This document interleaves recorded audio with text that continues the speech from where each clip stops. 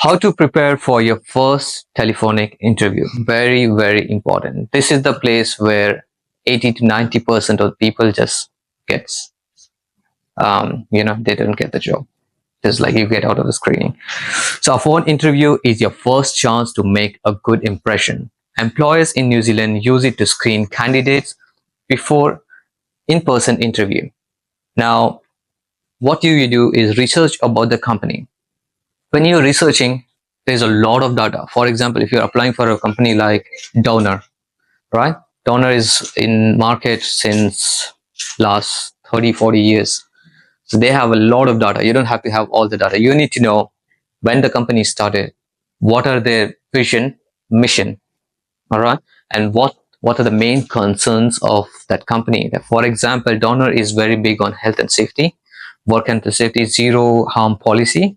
They are very focused on team working because they have a huge team. So those kind of things you need to know. You don't have to go through the entire website, and because when you have a lot of information, that's when the problem comes. Understand the job role. Prepare your CV and cover letter. Make sure your CV and your cover letter is in back of your head when you're talking to the people. Okay, talking to your potential employer. Practice common questions. So these are the very basic. If you are new here, these are the only questions usually they're going to ask you. Tell me about yourself.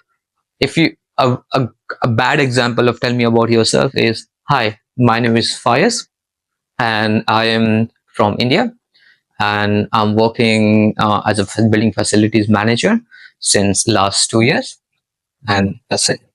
That's a very bad example of what they mean when they say tell me about yourself. Is you start from your education, right? Not your primary education, but your education from your that is related to your job. So I'm going to start, okay, I've done hospitality, even though it's not directly related, but it's indirectly related. So I've done hospitality industry education back in India and in New Zealand as well. And I've been working in hotels for since last 5-6 years. I mean, not be precise. I'm just giving an example. And I'm currently working as a building facilities manager. Very quickly jump onto your current position. Now, when you're talking about your current position, mention every single thing. So how does your day look like? All you have to do is think about how does your day look like usually, and compile a month, how your month look like. For example, my days look like, okay, I receiving call from the tenants, from the owners, body corporate committee, Auckland Council, and then I'm gonna organize for any jobs that coming in. If there is any maintenance, if I have to go and meet an auditor from the council, basically. And then this is my daily routine.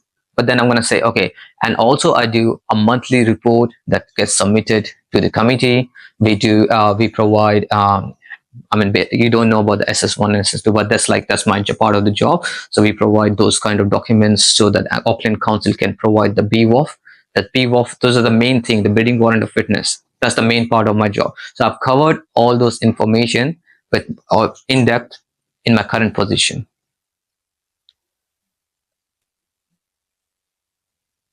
So they're going to ask you, why do you want this job? Anyone can answer, why do you want the job? Anyone? I want to make some money. Yeah. Now, why do you want a job? Why do you want to get a job? Want this job? For example, if I'm applying for a receptionist job, for example, and why I wanted this job? I have this experience that inlines with the job that you have applied, you have displayed on Seek, and I think I'm a perfect match for it. And I want to grow in a company that is already supporting their employees in a very good way. That's where your research from the company comes in, and then I wanna learn and adapt to the culture of, for example, you're applying for Starbucks. So I want to learn and adapt to the culture of Starbucks. I see a great potential in the company, and it's a well-established company, and I would love to grow myself in lining my skills with the company.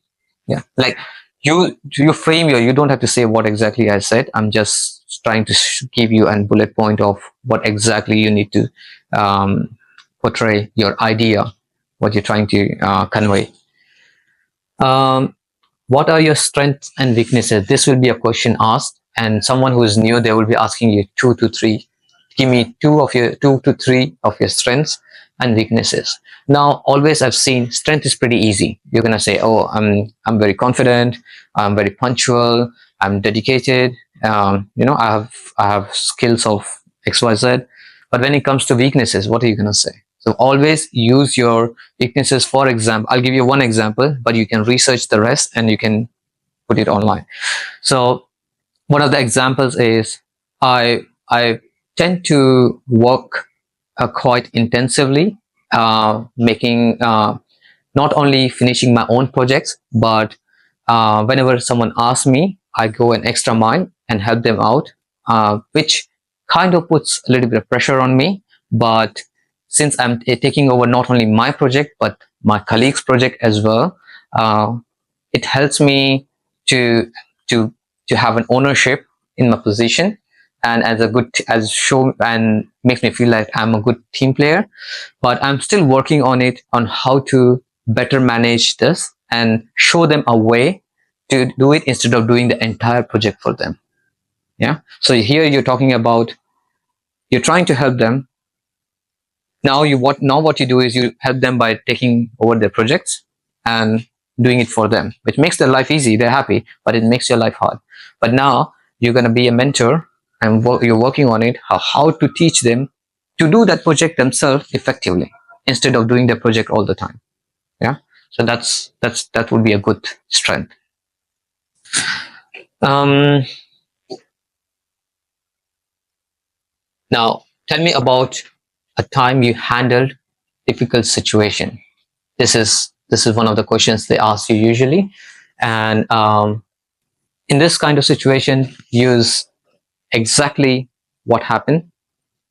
How did you approach the situation? How did you resolve the situation? And what was the outcome of the situation? Okay, because that's how they want to hear about it. Don't talk more than like 2 minutes, I would say. Just we try to finish in 2.5 minutes. Yeah, finish it off. What do you know about our company? That's when your information for the company comes in, and you just have to go for it. Now, during the interview, answer the call in a quiet place. Avoid background noises. No kids running around, no TV going on in the background. You're not standing on the street. Speak clearly and confidently. Keep a steady pace. Don't rush. Listen carefully. Let the interviewer finish before responding. This was one of my mistakes because I talk quite fast and I would interrupt them. I learned after some time not to do that. Be positive and professional. Show enthusiasm for the role. Use example. Instead of saying, "I'm good at customer service," say, "At my last job, I helped a guest resolving a booking issue, which improved their experience and led to positive review." So use these kind of examples. Now, after the interview, make sure you thank them for their time, right? Before you cut the phone, and appreciate for the opportunity and looking forward to hear back from you. Now, are you going to follow up once you have done with the interview and you're waiting for it? Are you going to follow up? Yes. When are you going to follow up? So don't follow up within 24 hours. Okay, I was reading somewhere and they say follow up within 24 hours, but I would not say that. We are in New Zealand. If you are in Malaysia or I'm in India, I would follow up in 24 hours because the process is quite fast. But here in New Zealand, they take time. They take their sweet time. Yeah. So I've waited for at least 2 weeks or 3 weeks. Yeah. So expect that. But don't keep waiting for that one job. I would never say to wait for one job. Keep applying, keep looking until and unless you have got it. Okay. Now, how to prepare for an in-person job interview? A face-to-face interview is a chance to showcase your skills, personality, and enthusiasm for the job. Employers in Auckland and across NZ value professionalism, confidence, and good culture fit. Okay. Before the interview, again, research the company. That's important. Understand the job role. Now, there is a STAR method. STAR method is situation, task, action, and results. So when they ask, so employees in New Zealand love structured answers, as I said before as well. So STAR method describe the context of the situation, explain your responsibility, share what you did, and show a positive outcome. Practice common interview questions. We have done this before, just previously. So I'm going to skip this. Any questions on in-person interview? It's very short, I know. How to answer when they ask, how do you see, or uh, how do you see yourself in future? Yes.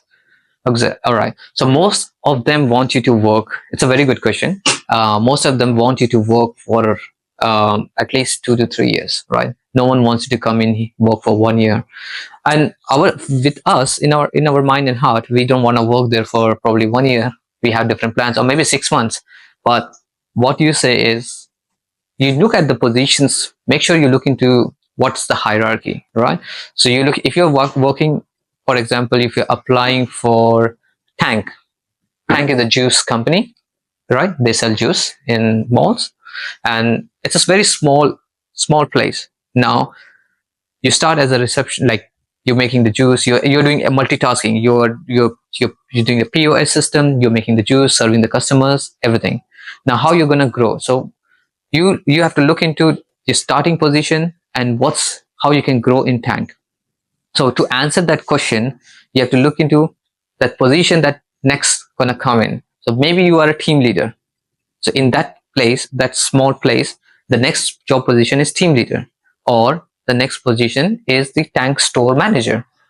Okay. So you say that I'm looking to grow myself in the shoes of a Tank store manager in next 3 years or 5 years, showing that you are interested to grow in the company.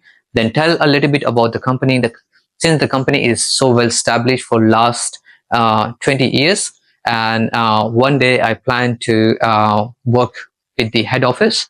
So you're inlining yourself and showing that you're slowly trying to progress, work in the Tank, and become a store manager and learn the manager aspects of it. Now, if it is mid role, then you go to the head office. If it is just like you're looking for working as a like a Tank, um, like like just like a receptionist at the Tank. So in that case, you just stick to going up to manager. Don't go up to head office. Because normally they will in short term and long term. Yeah. So normally they ask, what do you see yourself in future? Yeah. And what's the short term? After that, they will ask, okay, what is your expectation in 2 years? Yeah. Something like that. Yeah. In 2 years, these are the short term goals, that you have mastered the work that you're doing there. You have learned everything, all the technical aspects. You are training other people in your team. Yeah. So that's where the short term goal is. So whatever you're doing over there, you have mastered the aspects of the business, right? For those questions, Yes. Related to how we see ourselves in that company. Yeah. So first question, when is the short-term goal, then you have mastered the aspects of the business, right? So you are very good at POS system, point of sale systems. You you're very good at maintaining the job, like making the juice, doing the stock management, ordering, procurement, everything. And now you are very good at training the other staff as well at Bank. So this is your short-term goal, because these are measurable, achievable in 2 years. All right. But when you go to manager, the manager can be 3 years, 4 years, 5 years. So that would be your long-term goal, to be a manager, maybe an area manager. You're managing a couple of Tank stores. So that's your long-term goal. The short-term is managing the store itself, the current store that you're going to be working. Is that making sense? Any questions on that? So can we tell like for the long term? Yeah. Can we tell something outside from the company?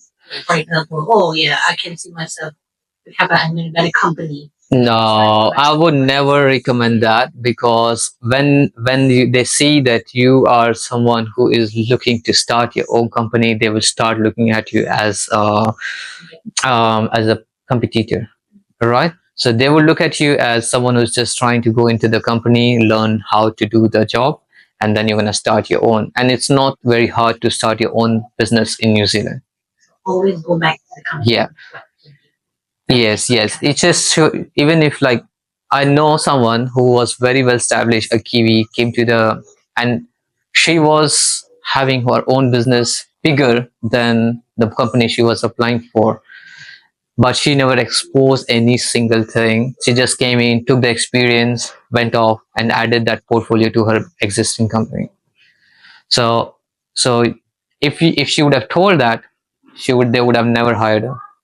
Because if you show your plans, that you even your long term plans, you can say, and you can say something like this, like, okay, while I'm working here in the next 5 years, while I'm working here and growing in the shoes of the store manager or the area manager, I would like to study this that goes in line with my job. For example, study into sales and marketing that goes in line. So okay, they would be like, oh, she wants to study sales and marketing as a part-time sales and marketing.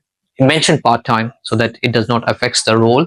And then oh yeah, that's good. Okay, sure, she's gonna be more valuable employee to the company. All right, make sense? Yeah. Any more questions? No. Bring it on if you have any questions.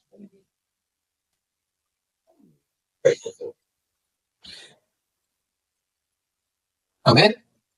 Yeah.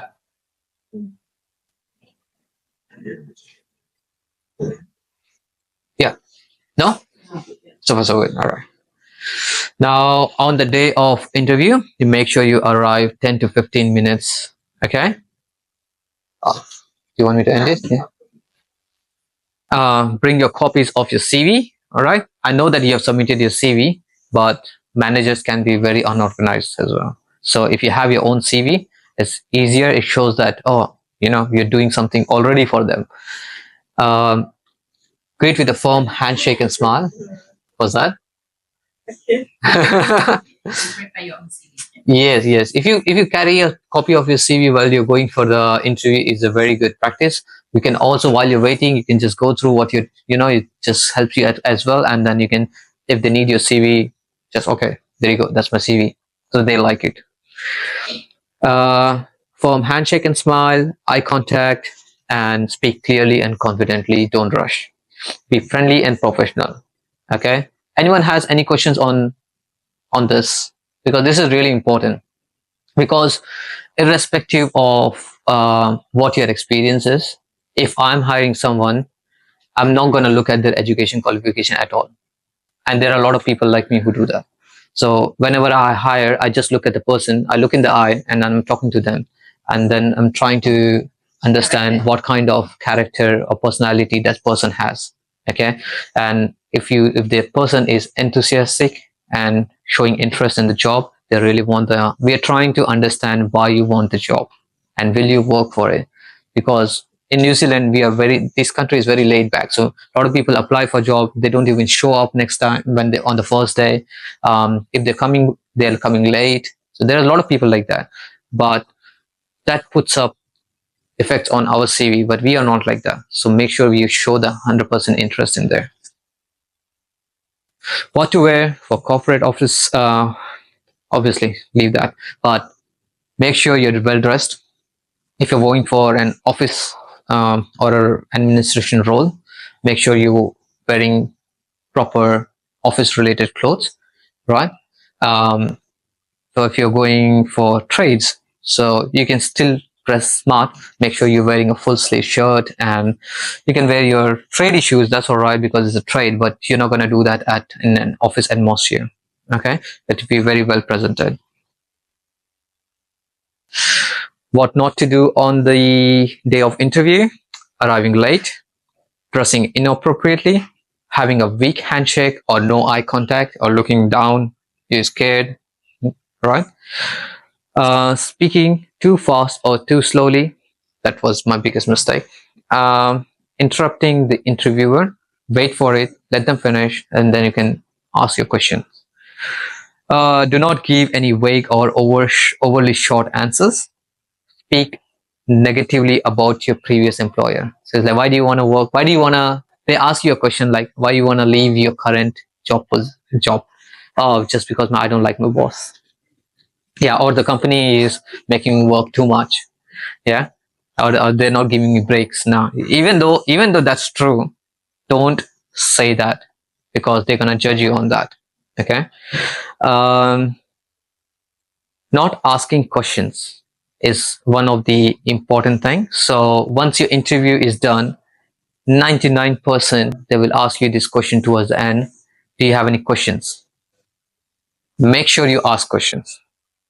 If you don't ask questions, that shows you're not interested. You don't know about it. So for example, I went for my last interview. They asked me this question, and I was like, okay, since I'm a facilities manager, how many team members do you have? Because I will be managing the team. And then it was for a prison facility. So I was like, what about the team, my team? Even though it's not my team, but what I use the word, even if my team, for that team, what's the security for that? What's the security if when they go inside the prison and they're working there? What if the inmates harm them?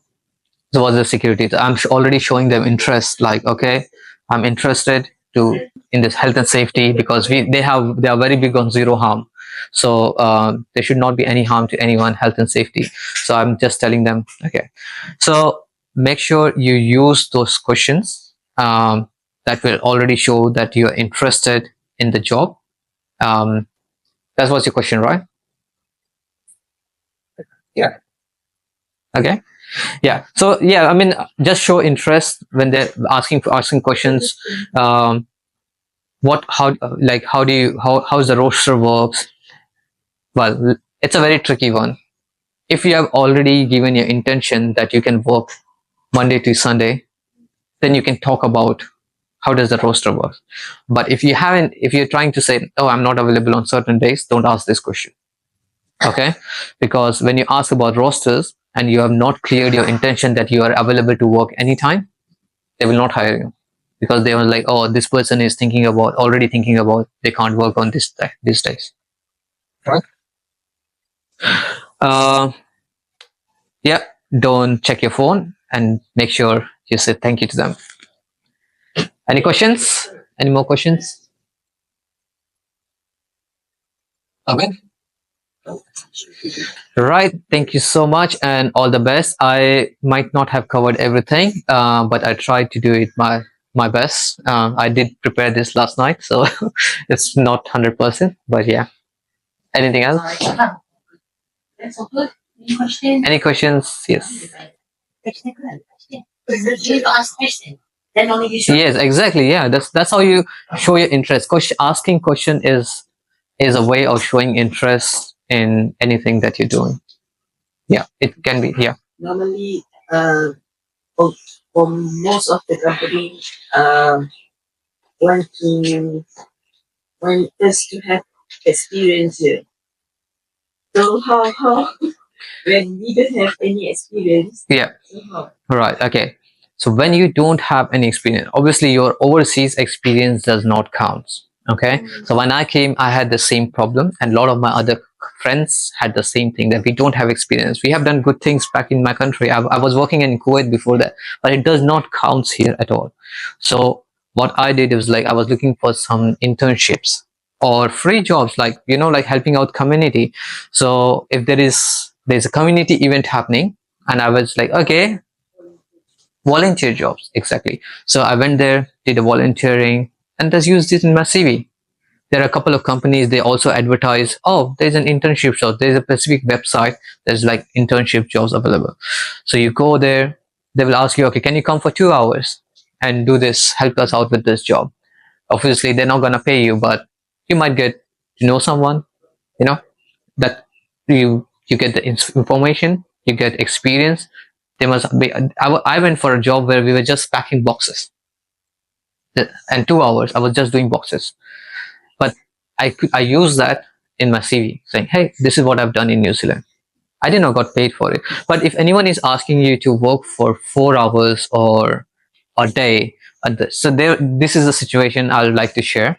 Someone, one of my friend, he got a, like, okay, you come and show how you can work in the system. He went there to that cafe, and he worked for 4 hours first day. He did not got paid anything. Okay, then that was a trial, and I was like, okay. And then he says when he was coming back, they asked him to come next day as well for a trial, and I was like, no, that's not. Even though I was new, I was like, no, that doesn't sound right.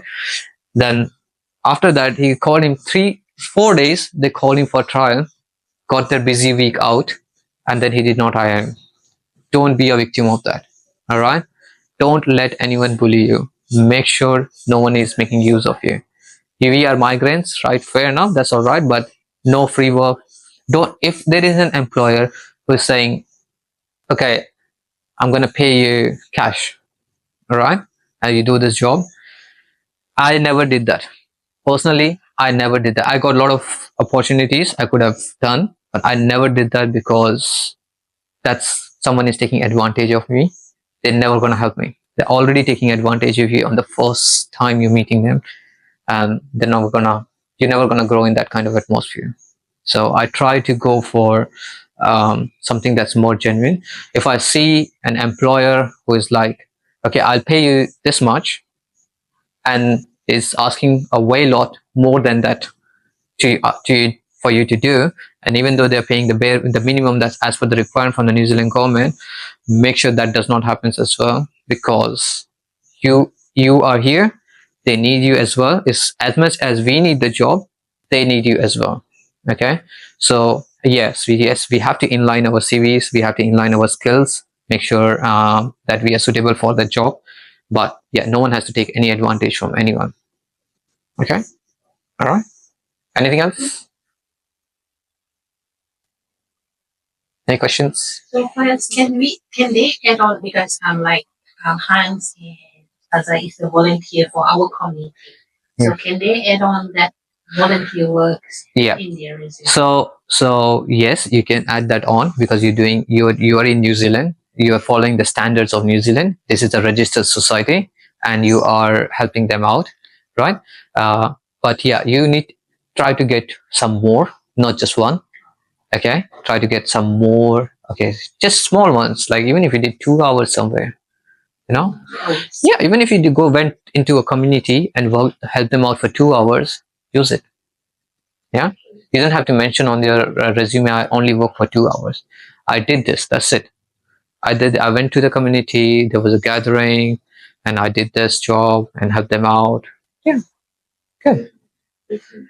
Yeah, but this definitely can be usable, because this is in New Zealand, it's a registered society, and you're working here.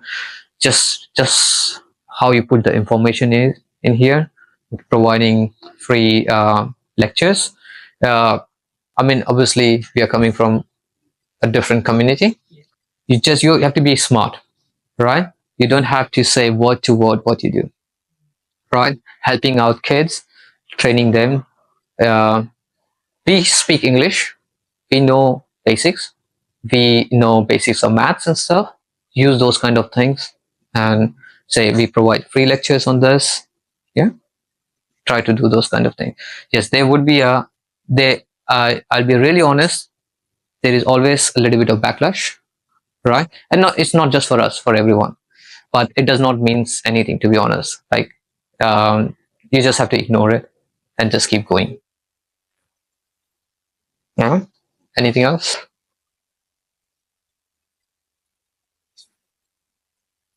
So let's say that as a migrant we need to work extra mile for a job.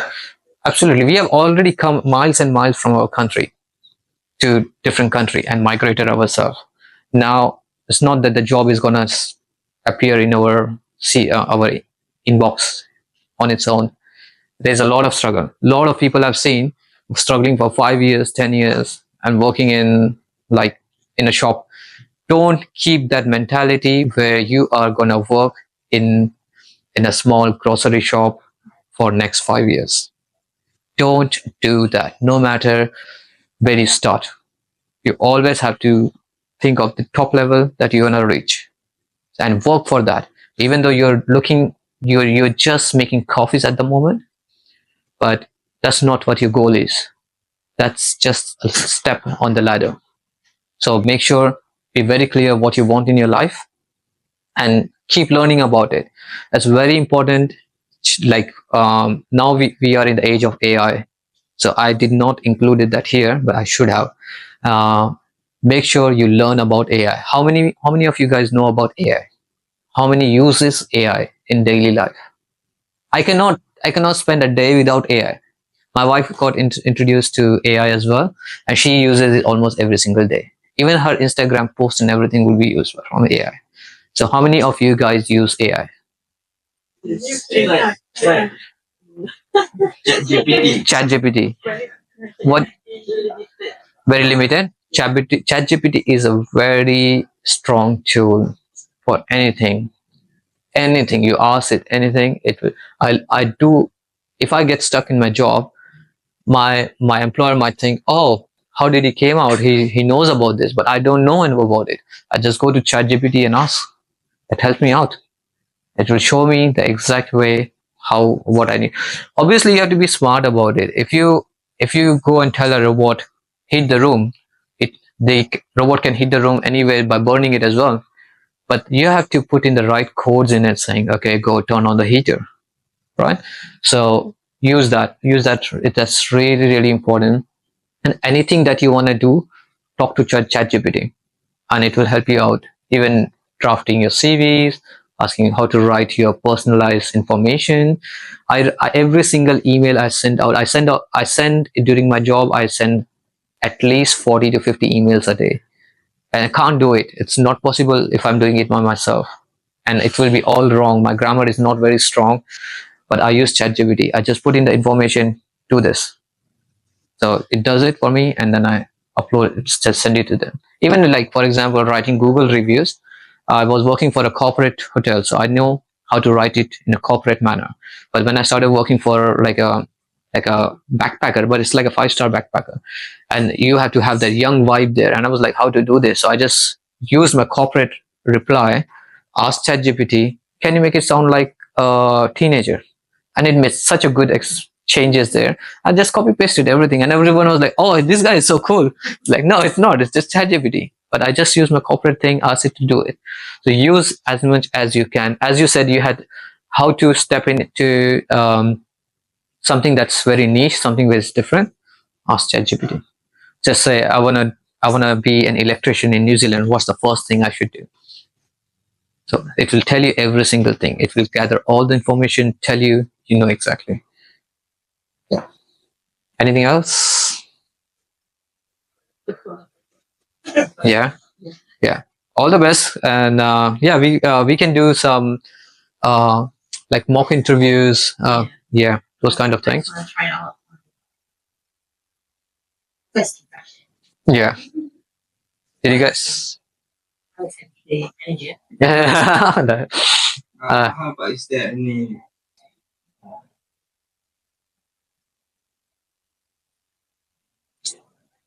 like charity that helping them migrate? Yes, there are a lot of societies. There are a lot of communities that help migrants a lot. Bunny River Library, they have a community center there. Yeah, they help you out. A lot of Malaysians I've seen working in the city in one of the buildings I manage. They have like it's like it's like anything happens. For example, if you want to report anything, you're a new migrant. It's like a hub for them. So, and I see a lot of Malaysians working there.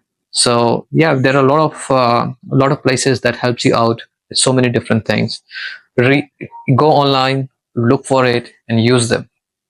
Don't be shy. That's the one thing. Like, don't be shy. Even if you're not 100%. Like, I'm not a lecturer. I'm making mistakes when I'm talking to you guys, but just don't be shy. Go for it. Right? Thank you so much. You've been amazing. Good questions there. What's your name? Fine. Han. Fine. Yeah. H-A-N. Okay. Ajay. She had very good questions. She asked very good questions. He asked very good questions. All of you guys, amazing. Thank you. Any more questions? You guys want to try out only mock interviews? Yeah, you Do can. have some ideas how to react on that, especially those that never been in. Yeah. Anyone want to try? You want to give it a try? Yeah. All right. Right. Come on. Interview. Interview. Kono-kono bayar sendiri. Yeah, come here. Have a seat. Tahan lah. You want to go workshop?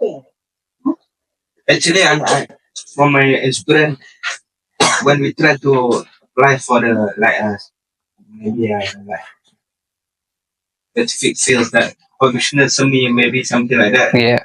we fails in the phone interviews because maybe our English is not very Yes. good, and Yeah. the interviewers can detect that. Exactly. 100%. Fair We enough. cut it. You cut the phone. Yeah. Not cut the phone, but they were slowly. Yeah. We can feel that. How do you change that? Let's work on how do you, that's the problem. We must improve our English first. Yeah, and how are you going to do that? You have to talk. You have to interact. Sticking to your community is good, great, but you have to go out. You have to be like, I've always, since I came to New Zealand, even when I was in Kuwait, I never stick to my community only. It's good to have your community around, great, but always go around, mix up. That's the way you learn about the world, learn about the people, different cultures, and they'll know about you. Yeah, start doing mock interviews as much as you can over here. You have a great place, you have a good supporting system over here. So do your mock interviews as much as that will help you, that will boost the confidence in yourself, and that will eliminate anything wrong that you might be saying. So you can say that in New Zealand, the first screening is on the phone. Yes, 90% of the time. 90% of the time. Some of them have come up with some new innovative things, but I don't really like that. Like when I was applying for Westpac, they say, "Can you record yourself for 1 minute and send the recording to us?" And I was like, "Done." This is the most. I tried twice. It's not that I'm not getting the job. When they look at my CV, oh, great CV, amazing. Okay, send him this. And I was like, see, when I'm talking to you in person, it's completely different. But if I'm talking to a camera, everyone is not comfortable talking in front of a camera. So how you're gonna judge me? I'm gonna be so nervous. I'm gonna be fumbling. I'm gonna be having, I'm gonna be sweating because you're in front of a camera. So no, it was not my thing. I did it twice, and then I was stopped applying for Westpac at all. So because it's not something I want. I can tell you when I'm sitting in front of you, I can show you everything that I know. But I need that. How many people use a plus 2b squared and all those formulas in your real life work? No one does that. Hardly, only unless you are an engineer or something.